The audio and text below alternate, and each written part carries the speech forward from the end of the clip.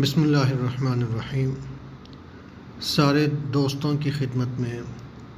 دل کی اتھاہ گہرائیوں سے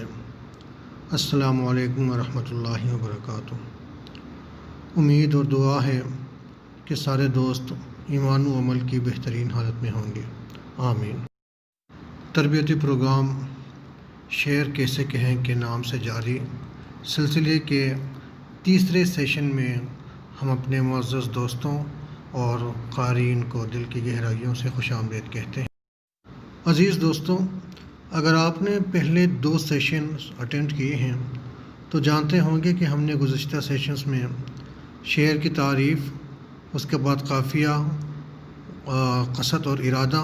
اور سیشن 2 میں یعنی دوسرے تربیتی سیشن میں ہم نے شعر کے اندر پائی جانے والی موزونیت اور اس موزونیت کو جانچنے اور پرکھنے کے طریقوں کے بارے میں ہم نے سیر حاصل گفتگو کی تھی، اور ہماری بات یہاں پہ آگے ختم ہو گئی تھی کہ علم عروض وہ علم ہے کہ جو ہمیں ایسے ٹولز، ایسی معلومات فراہم کرتا ہے کہ جن کا استعمال کرتے ہوئے ہم کسی بھی کلام یا شعر کے اندر کی موزونیت کو جان سکتے ہیں اور پرکھ سکتے ہیں اور اس کے بارے میں اپنی رائے قائم کر سکتے ہیں۔ تو اس سیشن میں ہم علم عروض کے بارے میں بنیادی اور اہم معلومات حاصل کرنے کی کوشش کریں گے۔ تو سب سے پہلے ہم یہ معلوم کریں گے کہ علم عروض کسے کہتے ہیں اور علم عروض کی تعریف کیا ہے۔ تو دوستوں، علم عروض وہ علم ہے کہ جس کے ذریعے کسی شعر یا کلام کی موزونیت کو جانچا اور پرکھا جاتا ہے۔ اس کے علاوہ اس کی تقریباً 11 تعریفیں اور بھی بنتی ہیں، لیکن چونکہ ہمارا محور گفتگو اور موضوع سخن شعر و شاعری ہے،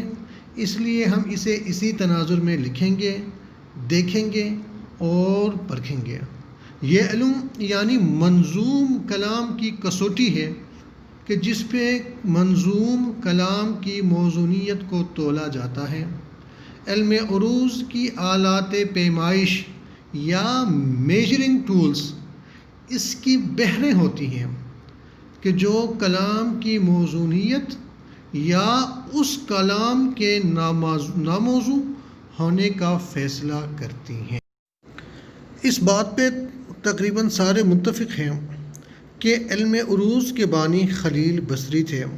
جن کا مکمل نام خلیل ابن احمد الفراہیدی البصری تھا، جو کہ 718 عیسوی کو بصرہ میں پیدا ہوئے اور 790 عیسوی کو بصرہ میں ہی وہ وفات پا گئے۔ انہوں نے 2 کتابیں تصنیف کی، کتاب الغنم جو کہ موسیقی کے بارے میں تھی، اور کتاب العین جسے عربی زبان کی پہلی لغت کا درجہ بھی دیا جاتا ہے، جو کہ علم لغت میں ایک جامع اور مکمل تصنیف ہے۔ ابو عبد الرحمن خلیل ابن احمد البصری کے بارے میں کہا جاتا ہے کہ اس نے اللہ جل شانہ سے دعا مانگی تھی کہ اللہ مجھے وہ علم عطا فرما کہ جو آج تک تو نے کسی کو نہیں دیا ہے۔ تو اسی دن کہتے ہیں کہ ایک دن وہ ٹھٹیروں یعنی جو تانبے کے برتن بناتے ہیں، یا ایک اور روایت کے مطابق چاندی کا ورق بنانے والوں کی دکانوں کے سامنے سے گزر رہا تھا، تو وہاں پہ کام کرنے کے دوران جو ہتھوڑے برسنے کی آواز آ رہی تھی، اس آواز نے اس کے دل کو جس طرح اپنی مٹھی میں لے لیا، اور بے ساختہ ان کے منہ سے جملہ نکلا کہ خدا کی قسم، اس آواز سے تو ایک علم ظاہر ہوتا ہے۔ تو اس وقت خلیل بصری نے، جو کہ موسیقی اور ریاضی کے ساتھ ساتھ جو قدیم زبان سنسکرت زبان ہے اس کا بھی ماہر تھا، اس نے اس آواز پہ سوچا، اور اس سوچ بچار کے بعد اس نے ایک علم ایجاد کیا جس کو اس نے علم عروض کا نام دیا، جس میں اس نے مختلف اصطلاحوں اور قوانین کو ملا کر بحریں بنائی، جو کہ آگے جا کے علم عروض اور کلام کے جو موزونیت کو جانچنے اور پرکھنے کے جو کام آنے لگی۔ تو شروع میں البصری نے 15 بحریں ایجاد کی تھی۔ اس کے بعد جب مسلمان عربی تہذیب و تمدن کو لے کے ایران میں آ گئے۔ جب ایران میں مسلمانوں کے قدم مضبوط ہو گئے تو وہاں پہ جب وہ اسلامی ادب جب پھلنے پھولنے لگا تو ان کی آمیزش سے ایرانیوں نے بھی بعد میں کچھ 4 بحریں ایجاد کی، تو کل 19 بحریں وجود میں آ گئیں، جن میں سے مختلف زحافات نکلنے لگیں، تو اس طرح وہ سینکڑوں بحروں کی شکل میں سامنے آ گئیں۔ لیکن ان میں سے تقریباً 24 ایسی بحریں ہیں کہ جن کو کثیر المستعمل بحریں کہا جاتا ہے۔ اس لیے کہا جاتا ہے کہ اردو اور فارسی عربی کے شاعری کا بہت ہی زیادہ غالب حصہ انہی 24 مشہور بحروں پہ مشتمل ہے۔ ان کے بارے میں ہم بعد میں انشاءاللہ ڈیٹیل میں یا تفصیل سے پڑھیں گے۔ یہاں ایک بات قابل ذکر ہے کہ جب سے علم عروض ایجاد ہوا ہے تو عروض اور شاعری یا شاعروں کے درمیان ہمیشہ ایک تصادم کی کیفیت رہی ہے۔ کچھ لوگ علم عروض کو شاعری کے لیے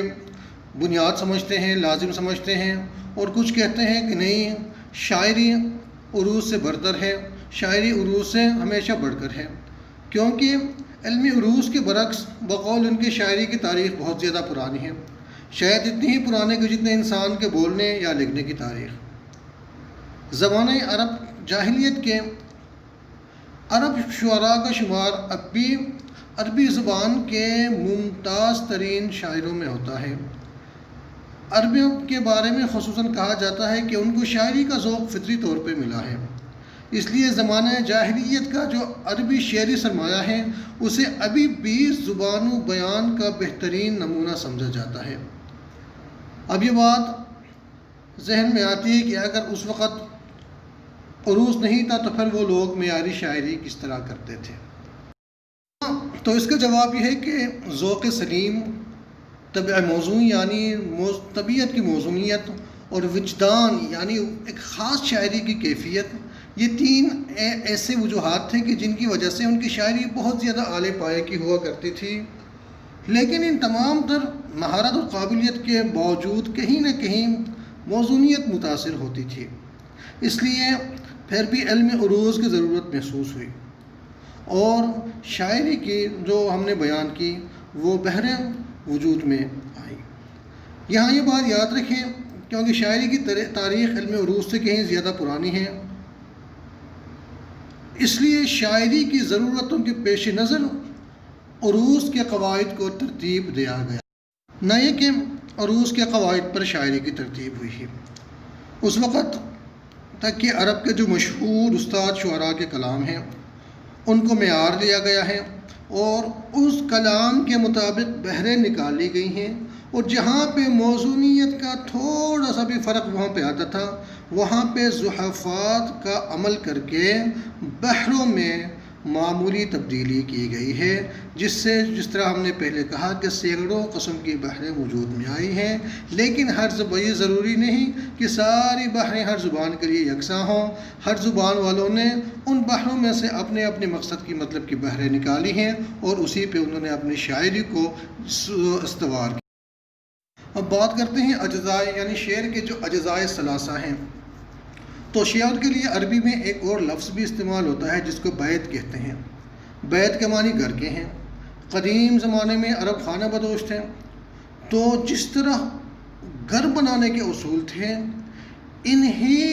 اصولوں کو مد نظر رکھے انہوں نے شعر کے لیے بھی اجزائے ثلاثہ یعنی 3 بنیادی جز فراہم کیے ہیں۔ یاد کریں یہ اس شعر کی تعریف والے اجزاء نہیں ہیں، یہ شعر کی موزونیت کو واضح کرنے والے بنیادی اجزاء ہیں۔ یہ ہم ان کی بات کر رہے ہیں، ان کو ہم اجزائے ثلاثہ کہہ کے ہم یہاں پہ پیش کر رہے ہیں۔ یعنی جس طرح عربوں کے گھر بنائے جاتے تھے، جس طرح گھر بناتے وقت جن 3 چیزوں کا وہ خیال کرتے تھے، تو اسی طرح شعر کی ترتیب و علم عروض کے لیے بھی انہی 3 چیزوں کا بنیادی چیزوں کا خیال رکھا گیا ہے۔ اب یہ 3 بنیادی چیزیں، 3 بنیادی اجزاء یعنی شعر کے جو اجزاء ثلاثہ ہیں وہ کیا ہیں، ان کے بارے میں انشاءاللہ العزیز آنے والے چوتھے سیشن میں تفصیلی بات کریں گے۔ تب تک اپنا خیال رکھیں، اپنوں کا خیال رکھیں، اور ہم سب کو اپنی دعاؤں میں یاد رکھیں۔